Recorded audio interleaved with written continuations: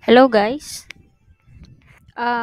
Gusto ko lang i-share tong ginawa kong ID lanyard mockup na drag and drop dito sa Canva. So, marami kasing nagtatanong po kung paano ko ba daw ginagawa yung mockup ko ng lanyard ko, ng mga lanyard templates ko. So, ang ginagawa ko po kasi siya is elements by elements yung ginagawa ko. Kaya dun sa mga nag-avail ng templates ko po, na napapansin nyo na hindi ako nagbibigay ng ID lanyard mockup na na-e-edit, 'di ba? So, kasi nga po ginagawa ko siya from scratch, elements by elements. So, ang ginagawa ko dati is hindi drag and drop eh. Ngayon ko lang 'to ginawa. So, trinay ko siyang gawin dito sa Canva, yung drag and drop. So, um, I think nag-work naman siya. So, kaya ito, i-share ko kung paano siya nag-work. Okay? Yan. So, first po, kailangan nyo ng lanyard design. So, meron ako dito. Ito. So, ito yung DepEd ID lanyard na design na ginawa ko. So, ayan. Pwede nyo pong palitan yan. Halimbawa, North Ford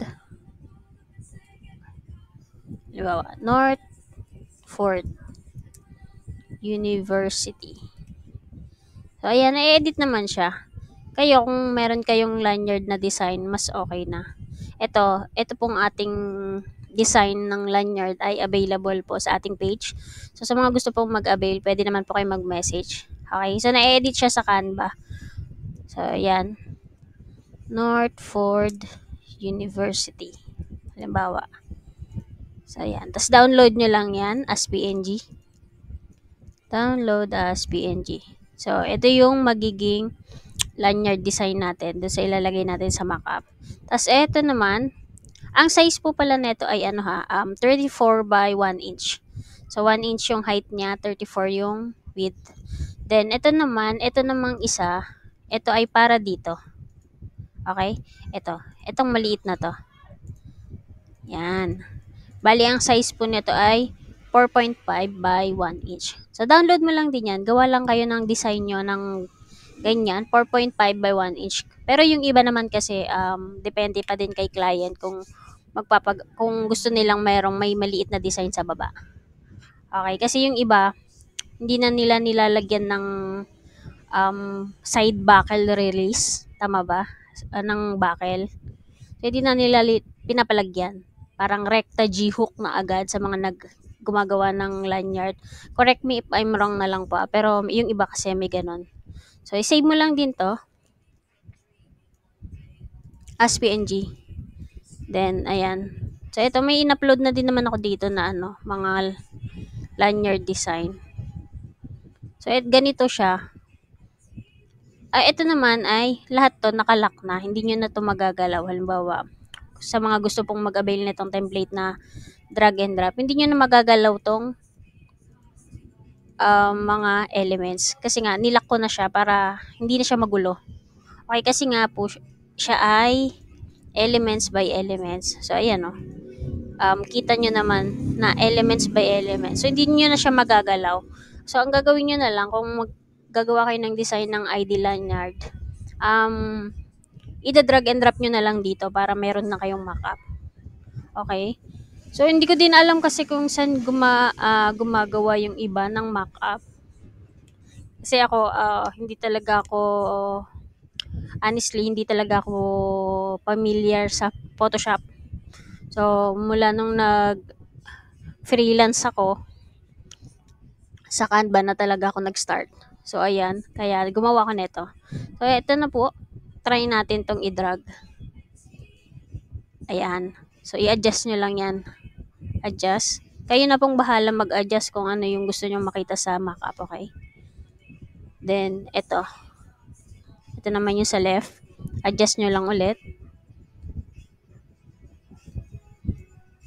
Yan. Then, drag nyo lang din yung sa neck tape. Ayan. So, ganyan ang itsura niya. Then, yung maliit, eto siya. Yan. So, yun. Yan, ganyan ang itsura niya. Tapos, eto, hindi to naka-lock. Okay, kasi pag tinanggal mo yan, ganyan itsura niyan. Halimbawa, yan. So, ganyan ang itsura niya pag tinanggal niya yan. Pero, kaya ko siya hindi nilock. Kasi, kung halimbawa, gusto nyo magpalit ng background, halimbawa, ito, green, isunod nyo lang din to dun sa kulay ng background nyo. Para, yan. Para, ano pa din siya, mukhang ano. So, hindi ko na to nilock para ma-edit nyo siya dun sa preferred nyong background. Okay? So, sige, try natin tong dinownload kong isa. Ayan. So, try natin to. Halimbawa, ito. Drag mo lang ulit. Then, adjust mo kung hanggang sa gusto mo. So, ito. Drag din natin. Adjust. Ayan. So, sa neck tape, ganun din. Adjust mo lang. Igitna mo lang. Kayo na pong bahala maggitna nun. Tapos, ito. Diba? Ito yung 4.5 by 1 inch na. So, ayan. Papalitan natin yung background. Halimbawa, ito. Baligtan natin to ng red.